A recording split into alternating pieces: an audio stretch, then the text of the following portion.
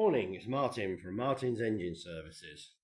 Welcome to this glorious morning here in West Norfolk with the sun's beating down. It's going to be a very warm old day.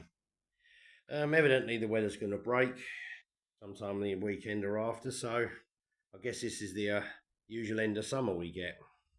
Anyhow, on the bench here I have the cylinder head from the 1400 Vauxhall engine out the stock car, which suffered an overheat a few meetings ago on that incredibly wet Saturday when the shale basically became about a foot deep of just mud, and of course it packed the radiator and of course no cooling. Fortunately this overheated and blew its water out on the very last lap, so it hasn't been run hard, and it still ran okay afterwards, but of course it blown the coolant out. The owner of the engine did actually carry out a compression test, and a couple of cylinders were down a bit, so we did suspect that it had actually just blown the head gasket. So pulled it apart yesterday to have a good look at it, and fortunately no signs of any major problems. I've got the gasket here, and you just see these slightly dark areas here, just blown straight down the middle between all the cylinders. Fairly typical in these GM engines to do that. There's not any sort of burning of, it hasn't run for more than, say, and it has been run afterwards, but it hasn't been run hard, so it's literally just did this. It probably just did this when it overheated, when it finally blew the water out.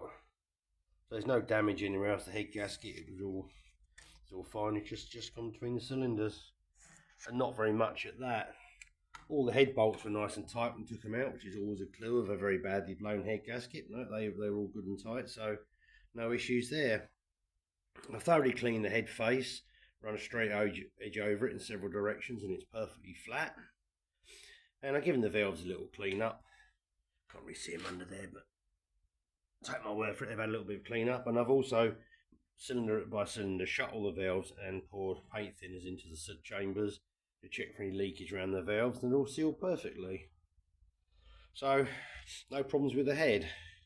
I'm replacing the camshaft seals just as a precaution, because the shale seems to get under the sealing lip and seems to disturb the seals a little bit. So while it's here, I'll change all the seals and gaskets as necessary, make sure it's all right.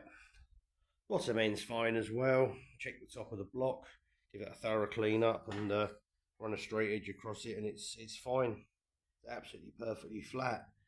Excuse me. And there's a couple of minor corrosion marks over the years, but again, you can imagine this is 25 years old now.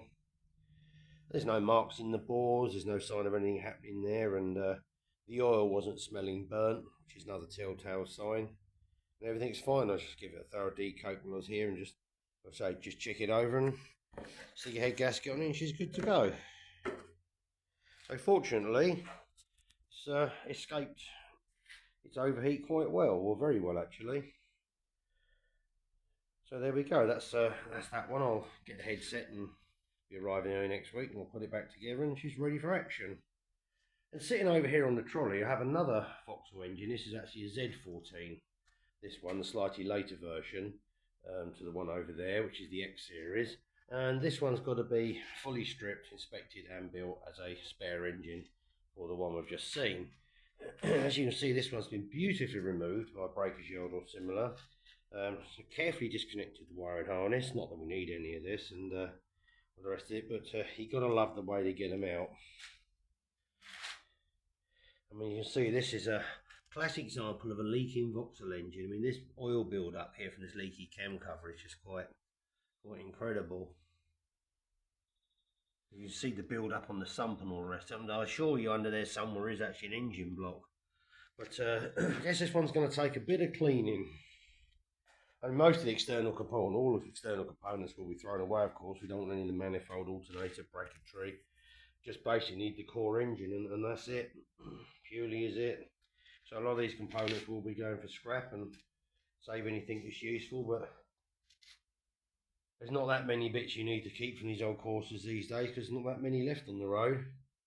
Most of them have the later chain drive engine as well, so this is only like the earlier version, but there's always a few useful odds and ends, especially nuts and bolts and that. As you build a few of these, you always need a few extra bits. So this delightful object here will eventually be ending up like that one over here. I've got a spare cylinder head here for the engine and stuff for the overheat in case that one was warped. We know this head is good, but fortunately we didn't need to swap that over. That's just a good spare one we keep, so that's fine. And otherwise, so I've come to a halt on the Ford 1.4 Puma Z-Tech. Customer sourcing a crankshaft or maybe another bottom end, and we'll rob the crankshaft from it. I've cleaned up all the pistons and everything else and honed the bores, and it's absolutely perfect. There's no wear in any of the bores, and given the fact this engine is so clean internally, it might as well just find another crank for it rather than start again with a completely different engine. So that's sort of what I'm up to today. So basically it's cleaning up remaining parts for this, clean up those handful of bits there, and then so just get it all done so I can reassemble it as soon as the parts arrive. And then I shall be starting to dismantle this beautiful object here. That's going to be a lovely charming job, that is. I shall start ripping and tearing into that at some point. And that's basically what I'm up to on this glorious Saturday. Nothing else major to report, so just thought we'd give you a quick update on what's going on in the workshop. So once I get all that apart, I'll make a video on overhauling that and see what it looks like inside. It's probably going to be one of those engines that's spotlessly clean inside, because quite often the ones that are disgusting and horrible on the outside